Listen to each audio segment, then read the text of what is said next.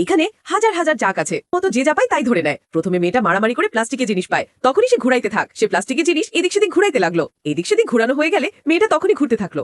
1 2 3 4 316 317। মেয়েটা 317টা তুলেছে। সাথে সাথে মেয়েটাকে 3170 টাকা দিয়ে দিল। মেয়েটা দৌড়ে এসে বালা পায়, বালাটা তখনই ঠেলা দিয়ে দেয়। বালাটা ঘুরতে ঘুরতে নিচে পড়ে যায়। মেয়েটা দৌড়ে এসে তখনই তুলে নেয়। মেয়েটা চাকরিগুলো গুনতে থাকে, একদম 4 22 23 24 25 26। মেয়েটার হাত থেকে তখনই একটা পড়ে যায়। হাত থেকে পড়ে যাওয়াতে মেয়েটাকে সেটা তুলতে দিবে না। মেয়েটা তখনই 270 টাকা পেয়ে যায়। এই মেয়েটা মারামারি করে দৌড়ে সেই জিনিসটা পায়, তখনই মেয়েটা ফালাই দিয়ে তার উপর ঠাপড়াইতে থাকে। মেয়েটা তখনই তুলে নেয়। মেয়েটা তখনই গুনতে থাকে 1 2 3 4। মেয়েটা 1087টা তুলে মেয়েটা 1670 টাকা পেয়ে যায়।